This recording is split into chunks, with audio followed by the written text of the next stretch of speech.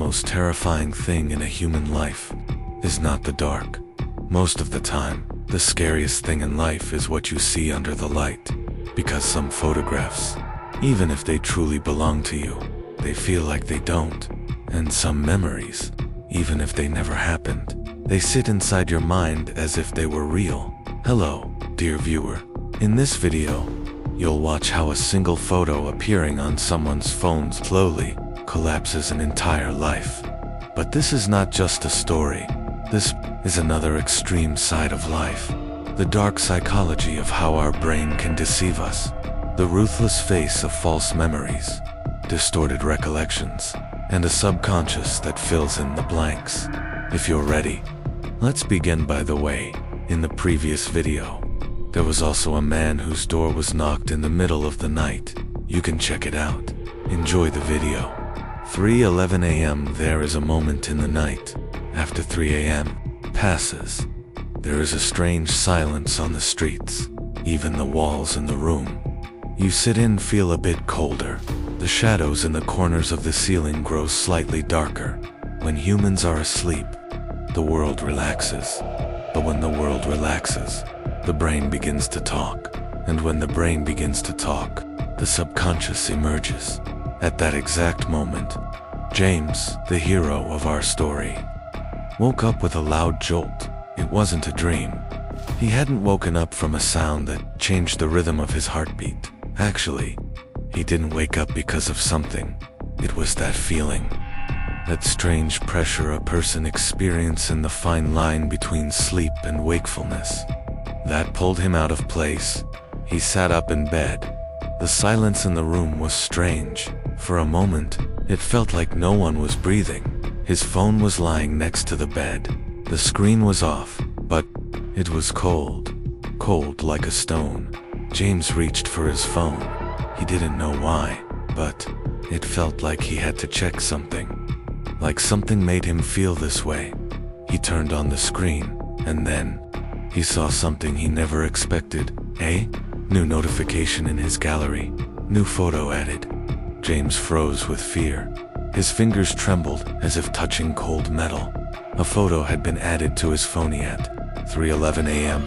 But at that time, James was asleep. James opened the gallery. A new image was at the top of the album. The date and time were written on it, :03:11 today. He tapped the photo. The moment it opened, his breath stopped. In the photo was his room, the very room he was in now. His bed, his curtain, the lamp on the left wall. Everything was the same. But the worst part was, there was a man sleeping in the bed, and that man was James himself. His face was half in shadow, but clear. He was sleeping motionless. The photo was taken while James was asleep. James shut his eyes for a moment. His throat tightened. That rising something is very wrong feeling was slowly sitting on his chest, because at that hour, there was no one else in that room. He had locked the door. The windows were closed.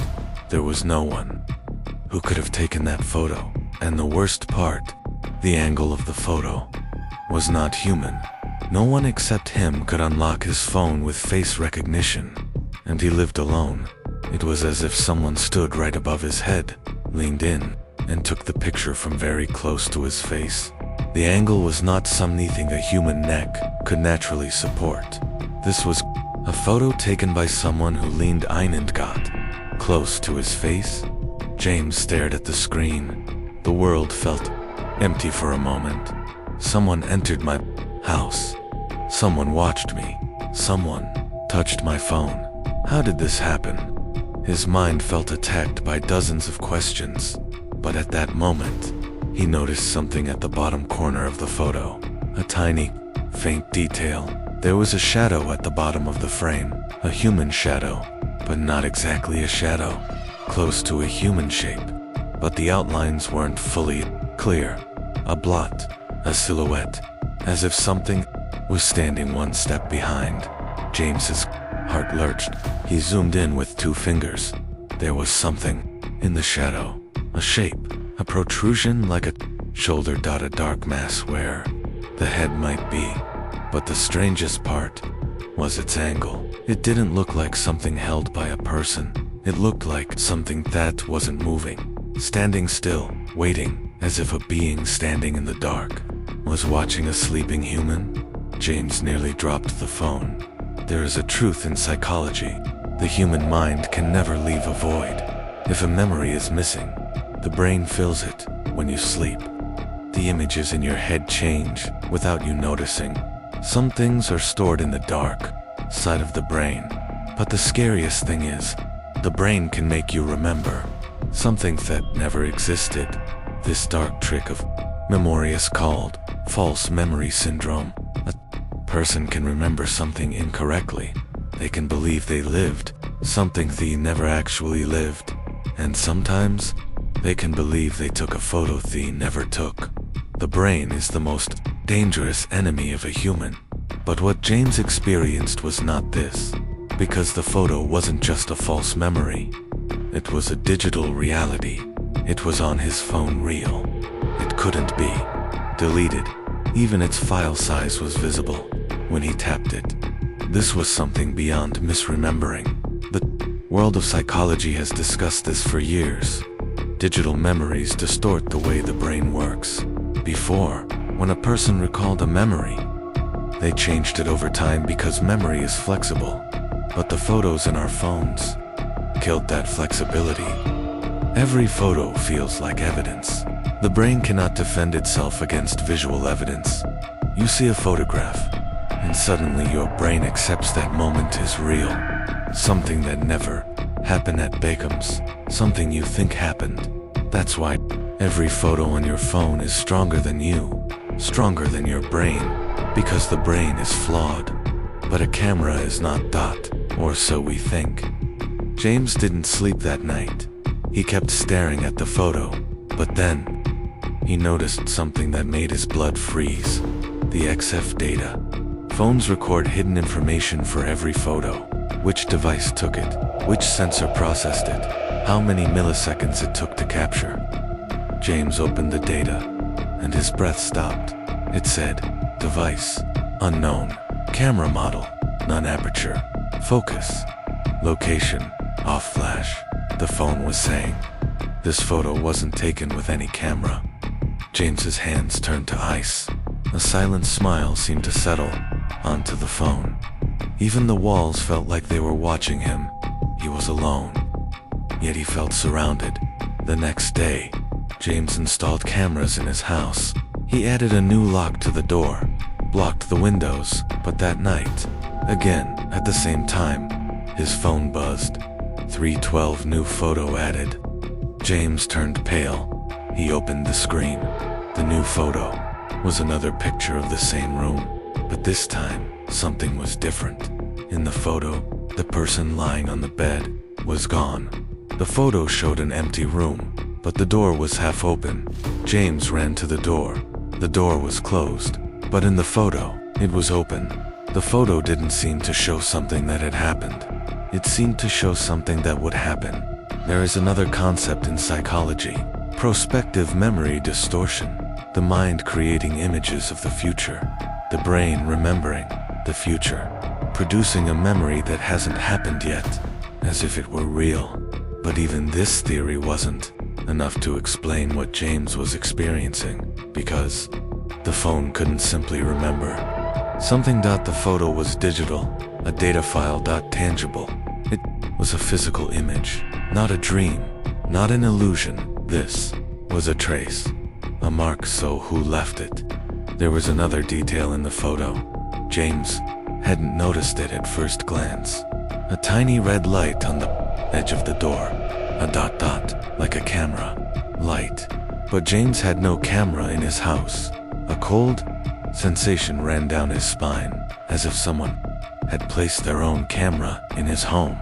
Or worse, the camera had always been there, but James never remembered it. Or someone never let him remember it. James made a decision. He was going to leave the house.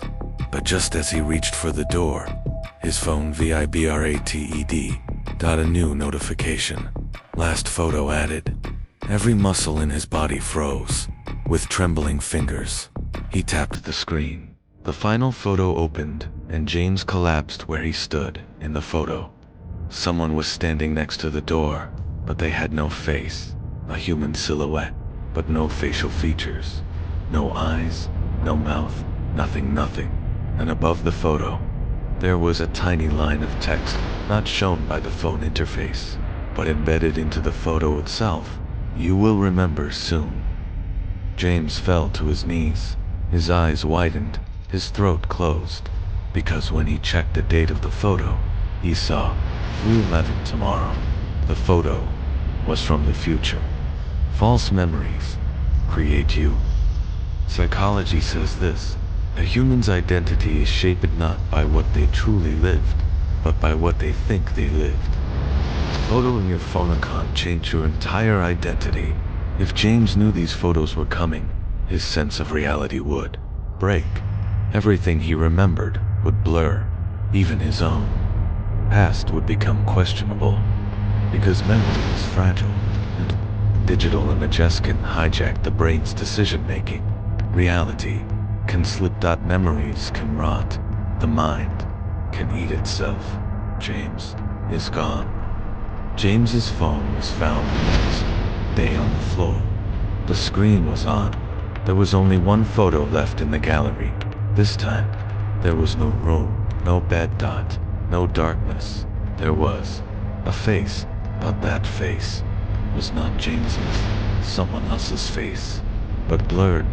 Broken. Pixelated. As if it were a digital entity. And there was a single sentence on the photo: "You're next." The video ends here, but it won't end in your mind, because this story didn't begin with a photo, and it won't end with one. When you open your gallery one day, maybe you too will see a photo that you never took. And in that moment, the real question will be, if this photo isn't mine, then who am I? Stay tuned for the next videos. I recommend you keep watching. Don't forget to subscribe and leave a like. I love you. A new photo has been added.